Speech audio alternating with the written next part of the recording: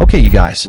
So one thing a celebrity will do is hand the keys to their reputation to somebody who does not actually love them, and then act surprised when that person drives the whole car into a ditch on national television. And that is exactly what we are sitting down to talk about tonight. Because the situation unfolding around Claressa Shields right now is not a feud, it is not a beef, it is not even a clapback gone wrong. It is something a whole lot weirder, a whole lot dumber, and a whole lot more revealing. So pull your chair up close, pour something warm, lock the door if your kids are nosy, and let me walk you through what really happened on the night Remy Ma's Lifetime movie hit the screen. Now, you already heard the version that's floating around on every gossip page. Everybody is saying the same surface-level story. Claressa Shields, on the same evening Remy Ma's brand new Lifetime psychological thriller was premiering to millions of viewers across the country, hopped on her own personal Instagram and reposted a 3-year-old cameo clip from some little indie film that came out back in 2022. Reposted it on premiere night, at the exact moment Remy Ma was supposed to be having her own celebration. And of course, the internet immediately said, "Oh, Claressa Shields is petty. Claressa Shields is throwing shade. Claressa Shields cannot stand to see Remy Ma win. Case closed. Move along." Drama explained. But baby, that is not the story. That is the surface. That is the wrapper on the candy. The actual candy is something else entirely. And once you see what is really inside, you are not going to be able to look at any of this the same way ever again. Because here is the part that's been keeping me up at night, scrolling timestamps like I'm working a cold case for the FBI. I am about to make a statement that is going to sound wild on the first listen, but I want you to sit with it for a second before you fight me in the comment section.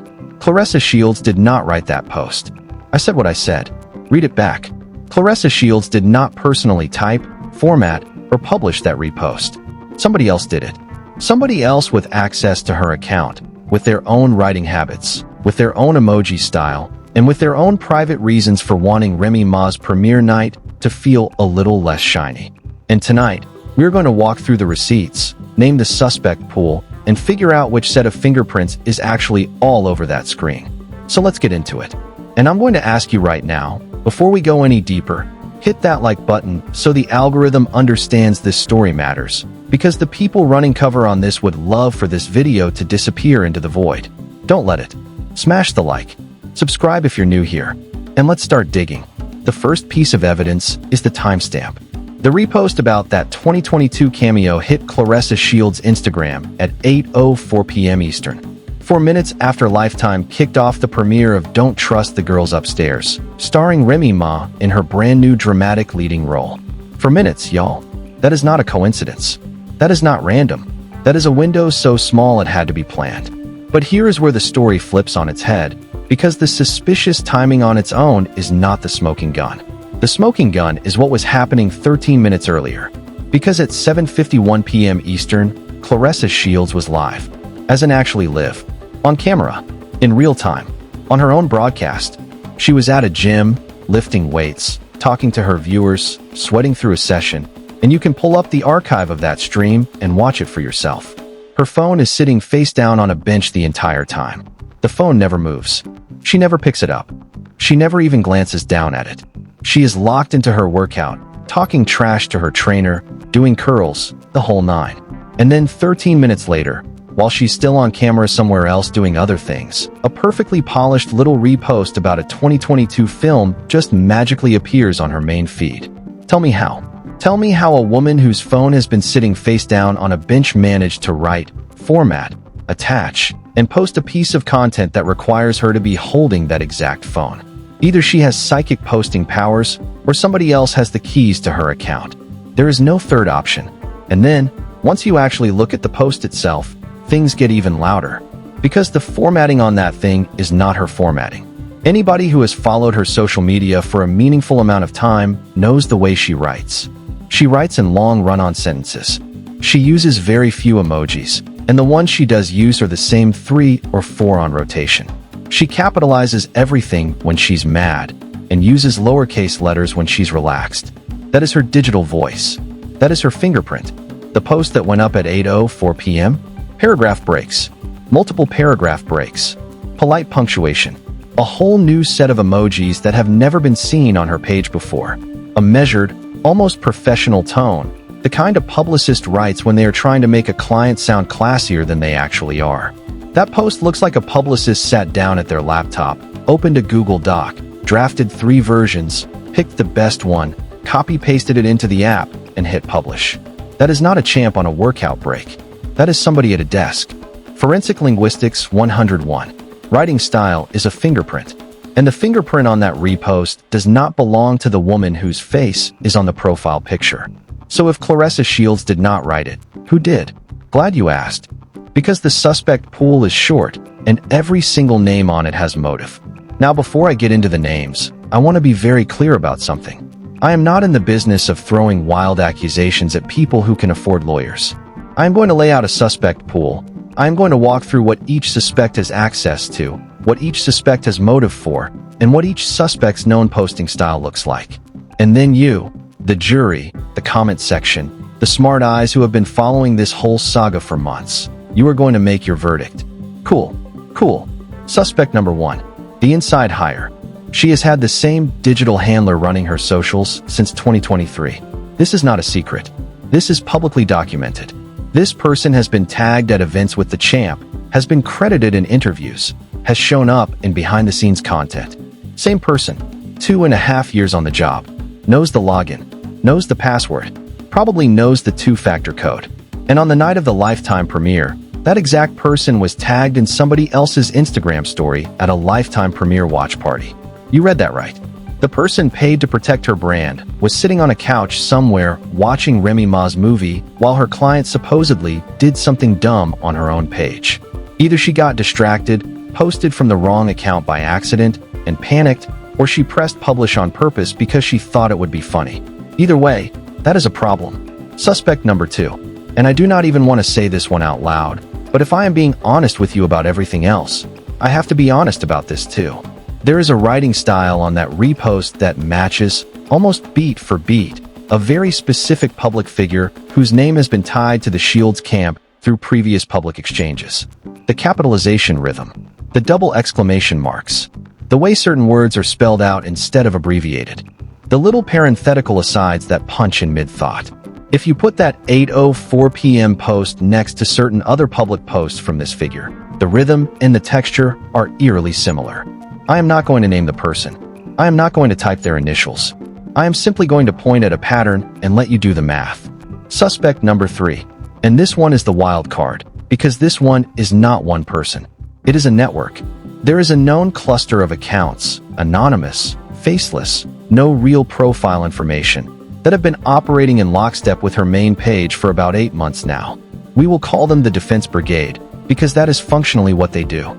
They drop coordinated reposts within minutes of her main page posting. They flood the comment sections of any negative coverage with the same set of canned responses. They report posts in waves so YouTube and Instagram think there's a community guidelines issue. They operate like a small, disciplined army. And on the night of the Remy Ma Lifetime premiere, 6 of those accounts reposted that same 2022 cameo within a 90-second window of the main page going live. 90 seconds. Coordinated. Synchronized. The way a flash mob hits a mall in a TikTok video. That kind of timing does not happen by accident. That kind of timing happens when somebody is running a group chat in the background, telling everybody to hit go on 3. And if a defense brigade is operating that tightly, somebody is funding it, somebody is coordinating it, and somebody is paying for it. Which means somebody is on a paper trail somewhere that they probably do not want to be on. Now here is where the receipts get really juicy. Because while you've been sitting at home watching this drama play out on your phone like it's the season finale of a reality show, there is a whole other layer of this story happening in the back rooms of digital forensics offices, and I want to walk you through it. I called somebody. I am not going to say who, because I am not trying to get anybody fired. But I called somebody who works in digital forensics for a living. Not for this story, for a totally separate project. But while I had them on the phone, I slipped in a question off the record, because that is what we do. The question was simple. Can you actually tell whether a single Instagram post was made by the account holder themselves or by a third party with access? The answer was yes. Mostly. Conditionally. But yes. Because every single post on every single social media platform carries an invisible bag of metadata that follows it everywhere. device fingerprint, operating system version, hosting application, whether it's the native Instagram app, whether it's a scheduling tool like Later or Hootsuite, whether it's Meta Business Suite, whether it was scheduled or posted live, IP address at the moment of publish, location data, sometimes, time zone, browser type if it was published from the web. All of that information is stamped onto the post the moment it goes live. We, the public, cannot see it. But Instagram can, Meta can, and in a legal proceeding, lawyers absolutely can subpoena it. Now, am I telling you Remy Ma is about to sue Claressa Shields? No, that is not what I am telling you. What I am telling you is that the possibility of such a subpoena, in such a hypothetical, is sitting in the background of everybody's mind right now. And that hypothetical is exactly why Camp Claressa has been operating in radio silence for 96 hours straight. Let me say that again so it lands. 96 hours. The woman who live streams her gym sessions, who films herself eating breakfast, who shows you her cardio routine, who posts daily mirror selfies, has gone completely dark for 4 solid days. 0 personal posts, 0 stories, 0 check-ins, 0 anything. The girl who treats her phone like an extension of her hand has not picked up that phone in front of a camera since the night of the repost. That is not coincidence. That is what containment looks like. That is what you do when your lawyers tell you to shut the entire operation down while they figure out what kind of paper trail just got laid down on Saturday night. And if there is nothing to hide, why is the silence so loud? Meanwhile, on the other side of this story, where's Remy Ma? Let me tell you where Remy Ma is. Remy Ma is on a press run, and then another press run, and then another one. Remy Ma is sitting on the couch at Good Day New York for the second appearance in 2 weeks. Remy Ma is dropping into Hot 97 segments. Remy Ma was photographed at a Knicks alumni dinner sitting next to Spike Lee. Yes, Spike Lee, again, because Spike Lee has basically adopted Remy Ma as the unofficial cultural ambassador of New York for this Knicks era, and the two of them are walking around looking like the Bronx version of royalty. Remy Ma is not posting subliminal shots. Remy Ma is not screenshotting timelines. Remy Ma is not stitching reaction videos. Remy Ma is winning by refusing to play. And listen, that takes a kind of discipline that most people in this industry do not have. When somebody throws shade at you on premiere night, your first instinct is to clap back, to set the record straight, to make sure everybody knows you are not the one. But Remy Ma has been in this game long enough to know that the response is the reward. If she responds, she just gave Claressa Shields the oxygen the whole stunt was designed to generate. Instead, Remy Ma is doing the opposite. Remy Ma is acting like the drama does not exist. Remy Ma is acting like her movie premiered to a record audience, like the reviews are stacking up in her favor, like she has bigger fish to fry. And the most powerful part about it is that Remy Ma is not even faking it. She is genuinely on a different planet right now. Premiere weekend, press circuit, professional momentum, all engines on green. That is what people who have already won look like. They do not check the rear view. They do not look back at the last lane. They do not even acknowledge the car behind them. They drive, and then they drive some more, and then they drive past you, and then they win. Claressa Shields, on the other hand, is in a vehicle with a broken GPS, with the dashboard lit up like a Christmas tree, with the check engine light blinking, with the gas tank running low, screaming at her ghostwriter to delete the post and pretend none of this ever happened. That is not winning. That is reacting. And in the social media era, reacting is the surest way to lose. Now here is the term I want you to take with you when you leave this video. Write it down on a sticky note. Tattoo it on the inside of your wrist. Pin it to the top of your group chats. Quote it back to me in the comments. Because if you use this exact phrase, I will know you were here, and I will know you were paying attention. The phrase is surrogate sabotage. That is what we are looking at. That is the technical name for what just happened. Surrogate sabotage is when a public figure outsources their own pettiness to a third party so they can plausibly deny the intent later. The publicist did it. The intern did it. The hype man with a keyboard did it. My phone got hacked. Somebody guessed my password. My best friend was using my phone. It was scheduled and I forgot. Pick a deflection, any deflection. They all live under the same umbrella. Surrogate sabotage is the cousin of competitive grief. Competitive grief is when you cannot stop measuring yourself against the success of somebody you used to be on the same level with, and you cannot stop yourself from publicly performing that comparison. Surrogate sabotage is what happens when competitive grief evolves. When you still need to make the comparison, but you also know you cannot afford to be caught making it. So you hire it out. You give the dirty work to somebody whose name will not show up on the headline.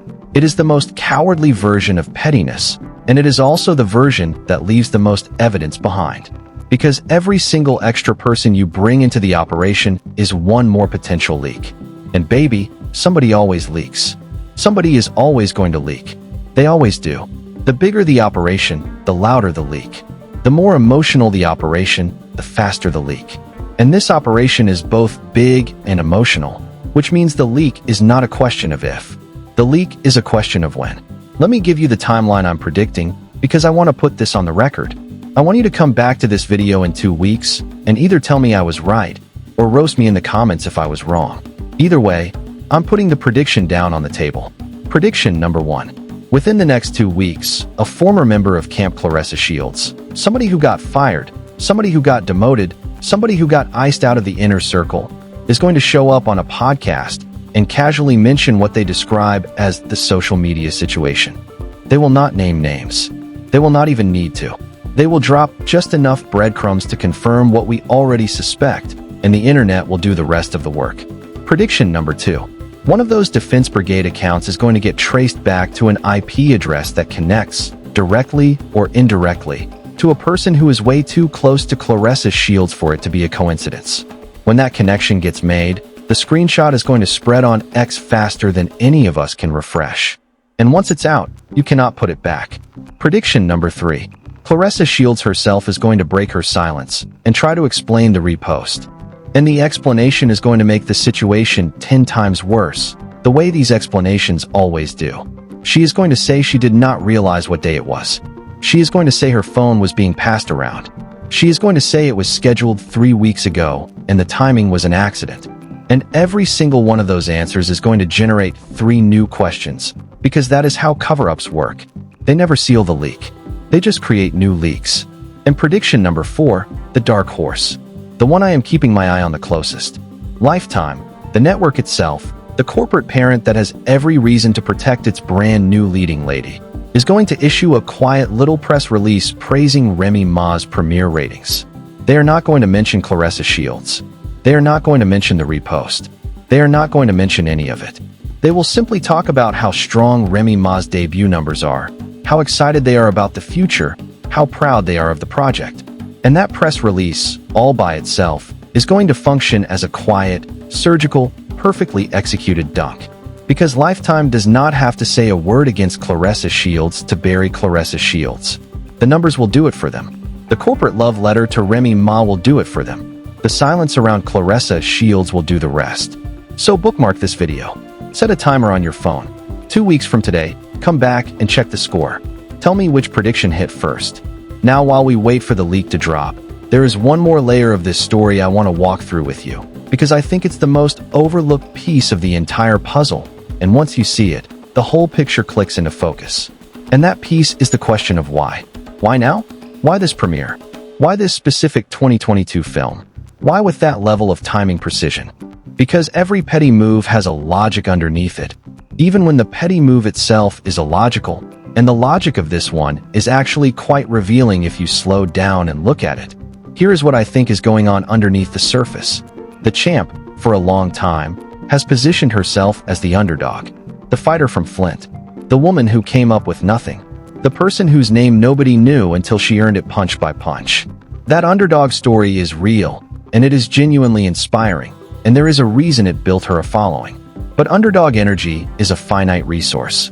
The moment you have money, fame, a platform, sponsorships, and a public team running your image, you stop being an underdog. You become an established figure. And established figures who keep playing the underdog card start to look insecure, because they are trying to claim a status they no longer actually occupy. Remy Ma, on the other hand, has never positioned herself as an underdog in this conversation. Remy Ma has always positioned herself as an institution. The Bronx Queen, the veteran, the woman who survived more than most of these new artists will ever face. And right now, with the Lifetime premiere, with the press run, with the Spike Lee photos, with the Knicks alumni dinner, Remy Ma is publicly confirming that institutional status. She is no longer just a rapper. She is no longer just a personality. She is a leading lady on a major network, with a movie that millions of people watched on opening night. That confirmation, that public coronation, is what triggered the repost. Because the repost is not really about Remy Ma. The repost is about Claressa Shields trying to remind everyone that she also has a film credit, that she also has a Hollywood touch, that she also belongs in this leading lady conversation. The 2022 cameo is the only piece of cinematic real estate she has to point to. So she pointed to it. Or, more accurately, somebody in her camp pointed to it for her. And that is the saddest part of the whole story. Because if Claressa Shields had genuinely been on a workout, focused on her career, ignoring the noise, the way Remy Ma is ignoring the noise, none of this would even be a conversation. Remy Ma's premiere would have come and gone. The headlines would have rolled in, the press cycle would have moved on, and she would have gotten to come back next week with her own news, her own win, her own moment. Instead, Camp Claressa decided to crash the party. And in trying to crash the party, they have made themselves the punchline of the party. Surrogate sabotage almost never works. The targets always end up looking stronger because the sabotage proves they are worth sabotaging. And the saboteurs always end up looking weaker because the sabotage proves they could not just let the target have a moment without trying to dim it. Every time, without fail, across every era of celebrity culture you can name. Look at the history. Anytime a public figure has tried to step on a peer's moment with a strategically timed post, the public has always sided with the peer. Always. The petty post becomes the meme. The petty post becomes the joke. The petty post becomes the receipt that everybody quotes for the next 2 years. Meanwhile, the person whose moment was supposedly stepped on goes on to have an even bigger moment, because the sabotage attempt drew more eyes to their work, not less. That is what is about to happen here. Remy Ma's Lifetime premiere is now going to get a second wave of attention, because every single person who heard about this repost drama is going to go back and either watch the movie for the first time or rewatch it with fresh interest. The streaming numbers are going to climb. The press coverage is going to extend. The conversation is going to keep going. And Claressa Shields, who tried to dim a moment, will have accidentally extended it. Now let's talk about the people in the background, because they matter too. Because surrogate sabotage is never a one-person operation. There is always somebody whispering in the celebrity's ear. There is always somebody saying, "You should respond. You should say something. You cannot just let her have this." And in the moment, that whisper feels like loyalty. It feels like somebody finally has your back. But that whisper is actually the most dangerous voice in your entire orbit, because that voice is the voice that will drag you into a fight you should not be fighting. If you have somebody in your circle whose first instinct, whenever a peer does well, is to encourage you to push back against that peer, that person is not your friend. That person is feeding off of your insecurity. That person needs you to be unhappy so they can stay relevant inside your camp. And the more times you listen to that voice, the more times you make decisions that look small in public, the more you lose ground that you can never get back. It is a slow leak of credibility. Drip, drip, drip, until one day you look up and realize you have spent the last 3 years reacting to other people's wins instead of building your own. And that is what we are watching with Claressa Shields right now. We are watching what happens when somebody starts listening to the wrong voices in their own camp. We are watching what happens when surrogate sabotage becomes the default move instead of the last resort. We are watching what happens when the people you trust the most are also the people who need you to stay small so they can stay employed. That is the lesson buried inside this whole mess. That is the takeaway nobody is putting into words. Watch who is in your group chat. Watch who is encouraging you to respond, to clap back, to repost, to subtweet. Watch who is feeding you the screenshots when somebody else is succeeding. Because the people who keep handing you the gasoline are also the people who get to walk away when the fire starts. And you are the one who ends up holding the lighter. Let's bring this back home. Let's talk about what happens next. Because the next 48 to 72 hours are going to be telling, and I want you to know exactly what to watch for. Watch the silence first. If Claressa Shields stays dark for another 48 hours, that means the lawyers are still in the room. That means the strategy meeting is still active. That means they are still trying to figure out how to walk this back without admitting that somebody other than Claressa Shields herself runs that account. The longer the silence stretches, the more we know the truth is uncomfortable. Watch the language of the comeback post. When Claressa Shields finally does post again, look carefully at how it is written. Is it back to her usual run-on style? Is it back to the lowercase letters and the sparse emojis? Or does it suddenly have polished paragraph breaks and clean punctuation again? Because if the comeback post is also written in the polished style, then we know the ghostwriter never left. The ghostwriter just took a break to let the heat die down. And the operation continues. Watch the response from Lifetime. Watch whether any of Remy Ma's co-stars from the Lifetime premiere chime in. Watch whether the network amplifies the ratings, whether any of the executives subtweet, whether the director or producer drop anything that could be read as a reference. Because the network's silence so far has been intentional, and the moment that silence breaks, it is going to break loudly. Watch the Defense Brigade. Watch whether those 6 coordinated reposts get scrubbed. If those accounts suddenly go quiet, if they suddenly delete their reposts, if they suddenly disappear off the timeline, that is your confirmation that somebody in the backroom told them to wipe the evidence. Defense brigades only retreat when their commander tells them to. And if the commander is telling them to wipe, the commander knows something. Watch Remy Ma's next move. Watch whether she does another major network appearance. Watch whether she announces another project. Watch whether she pivots into something even bigger. Because Remy Ma right now is in the most powerful position a public figure can be in. The position of being attacked without having to respond. The position of being elevated by the attack itself. And smart public figures, the ones who have been in the game for years, know exactly how to ride that wave without ever acknowledging that the wave exists. And finally, watch your own timeline. Watch the comments under every related post. Watch who is posting in defense of Claressa Shields with strangely identical talking points. Watch the accounts that show up with no profile pictures, no follower counts, and the exact same phrasing in 3 different threads. Because the Defense Brigade does not just live on Claressa Shields' page. The Defense Brigade lives in the comment sections of every video, every article, every post that mentions her name. And once you start seeing the pattern, you cannot unsee it. That is the world we live in now. Celebrity feuds are no longer 2 people. Celebrity feuds are full operations with teams, budgets, calendars, and group chats. The age of the spontaneous clapback is over. Everything is staged, scheduled, and signed off on. And the only people who do not know it are the audiences who still believe their favorite celebrities are typing their own posts. Which brings me back to the original question. Did Claressa Shields write that post? My answer, after walking through every piece of evidence I just laid out for you, is no. My answer is that the post was authored by somebody else with access to her account. Somebody whose writing style matches a specific pattern, and somebody whose timing decisions reveal a coordinated campaign rather than a spontaneous reaction. My answer is that what we witnessed on premiere night was not Claressa Shields being petty. It was Claressa Shields being weaponized by her own team. And that is, in some ways, the saddest version of the story. Because being petty on purpose is one thing. Having somebody else be petty on your behalf, in your name, on your account, while you are not even in the room, is something else entirely. You can apologize for being petty. You can grow past being petty. You can learn from being petty. But you cannot apologize for, grow past, or learn from a digital persona that other people are running for you.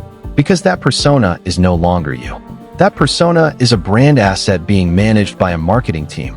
And once that marketing team decides what the persona is going to say, you, the actual human, are just along for the ride.